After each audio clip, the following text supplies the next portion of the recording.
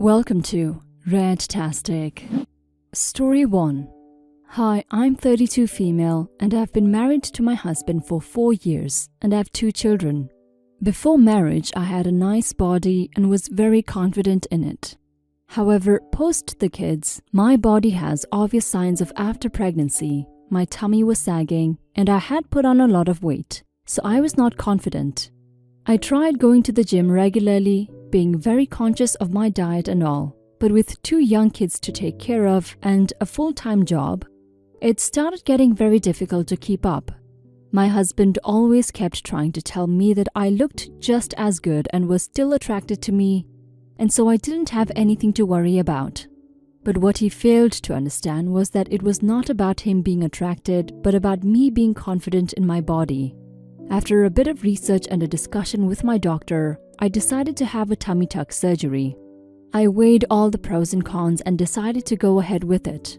When I told my husband about it, he was dead against it and said it was absolutely unnecessary. I made him understand how important it was to me, and he was like, "Do what you want." So I started saving up for the surgery. The surgery was scheduled for May and it was perfect timing because in July, my husband's sister was getting married and I was excited to look fit for it. A week before the surgery, I was getting all my forms, documents and funds ready and rechecking if everything was set. That's when I realized a significant amount of money was missing from my personal account, which I had set aside for the surgery. I quickly went through my transactions and realized that a week earlier, a huge bank transfer had been made from my account to my sister-in-law's account. I was shocked and ran to my husband and asked him about this. He then slowly tells me that it was he who made the transfer to his sister from my account to help with the wedding expenses. I was appalled. My husband and I got into a huge argument and he blurted out saying, "The money will be better spent on my sister's wedding than to fund your random body issues." I burst out crying and told him that I was never gonna speak to him again and also refused to go to his sister's wedding. He said that I was acting like a big baby and was being ridiculous. Am I the a-hole? Update. I called my sister-in-law and told her about this. She was actually very shocked that my husband took money that was kept aside from my surgery, as she knew how much I wanted that surgery and was actually supportive of it. So she said she will talk to my husband. In the meanwhile, I get a call from my parents-in-law telling me that I was creating unnecessary tension before the wedding. They also sided with my husband, saying that the wedding was more important than my surgery, clearly missing the point that giving money for the wedding was not the problem at all, but taking money from my surgery fund was. I was getting very frustrated at this point, and before my husband even came home from work, I told him this life was just not working and that we should consider filing for a divorce. I took my kids and left for my mother's place. I think my husband panicked and called his sister and told him what I said. She immediately called me and told me that she didn't want the money at all, as she didn't want this to be the reason that our marriage broke. For some reason, everyone was losing the point, which got me even more frustrated. You're not the a-hole, OP. Your husband is. Not only is he not trying to be supportive of you, but he also had the guts to take your money and give it to his sister without your permission simply because her wedding is more important than you fixing your body issues. His parents also suck for not understanding your point of view. I understand why you would want to divorce him. It's not just about the money, but his behavior regarding the whole situation is really not a great one. I'm sorry this happened to you, OP. Hopefully your sister-in-law gives the money back and you would proceed with the surgery to gain your confidence back. Story 2. You're all only getting my side of the story here, so I want to make sure I paint a very clear picture.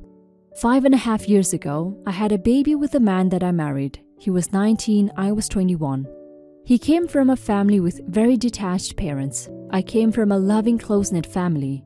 We were very much the products of our upbringing. We stayed together until she was 10 months old. During that 10 months, he was rarely around.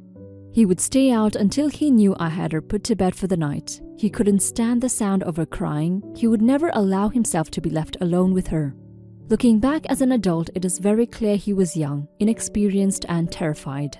At the time, I was also young and inexperienced and didn't understand why he couldn't just love and spend time with our daughter. He left when she was 10 months old, letting me know that I could contact him for child support, but he wasn't interested in raising his kid. Once he moved out, I didn't let him move back in. But when he came around feeling sorry for his actions, I wanted him to see our daughter, so I allowed visits. After the first couple of visits, he started coming later and eventually began showing up after she was in bed. When I realized he was visiting me instead of her, I put a stop to it. He became angry and told me that he didn't want to have anything to do with the child.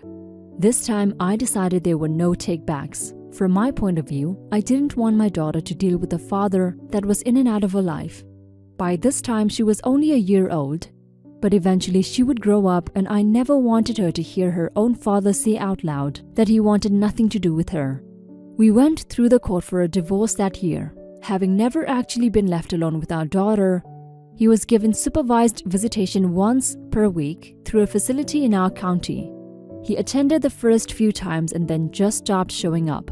He didn't even show up to the last 2 divorce custody hearings, and they ended up finalizing it without him present. Now my daughter is 5.5. I've always been honest with her about the situation to an age-appropriate level.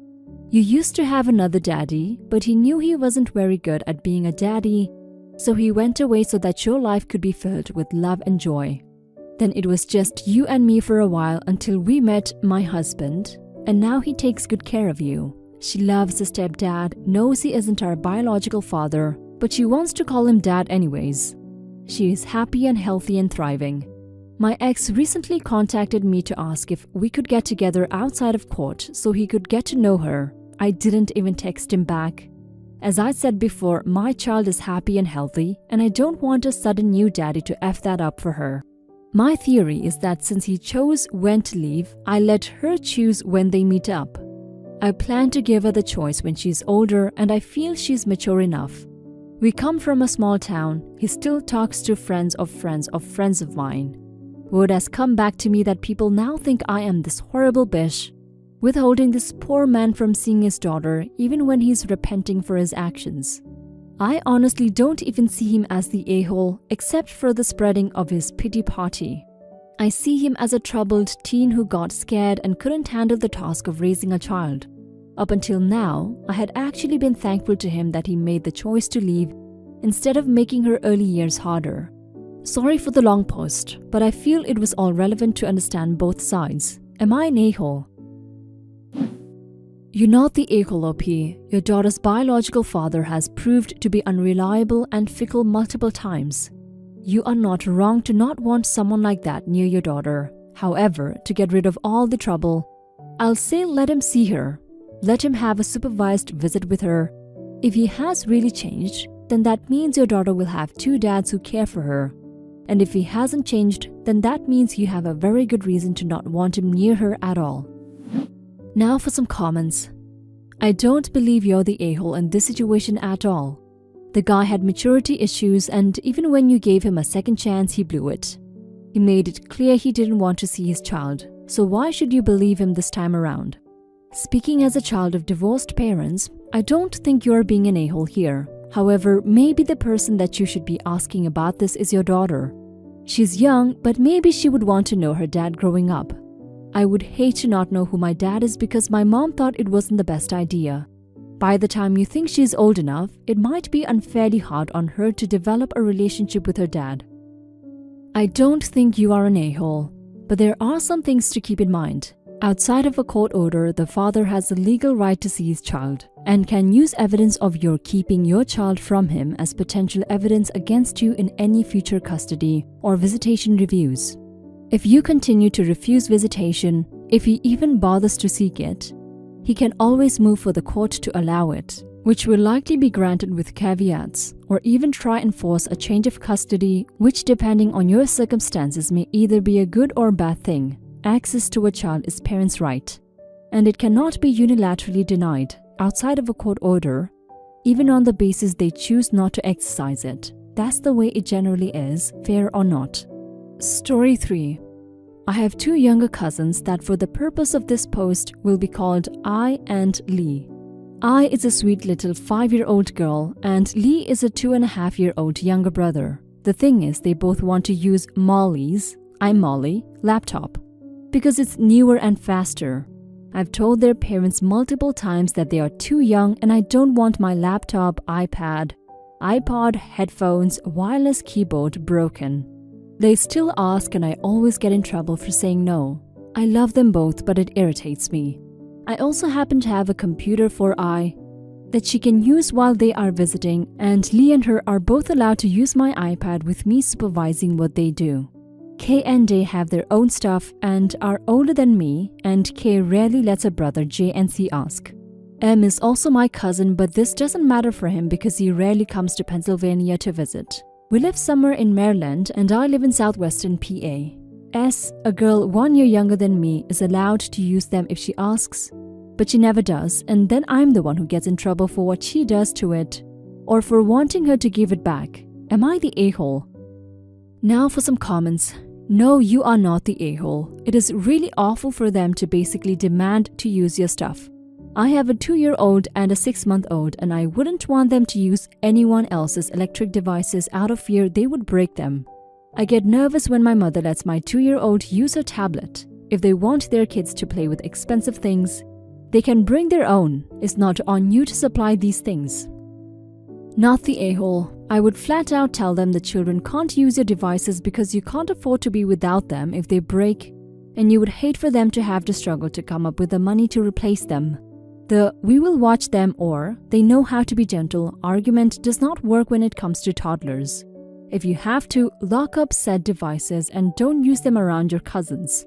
Best of luck and sorry you are dealing with this. Things like this annoy me to no end. Parents of 7 and 8-year-old boys here. No, you are not the a-hole. You don't want your stuff broken or otherwise dirty or messed up. Breaking stuff is an area where children excel. The 5-year-old, maybe I would let them use it while supervised. Then given a level of trust, they could use it respectfully and gently. They could use it unsupervised. The 2.5-year-old, not a chance in hell. They're using it unsupervised. I don't like sticky electronics. And they have an alternative computer and tablet to use, so their parents just need to get over it and grow up.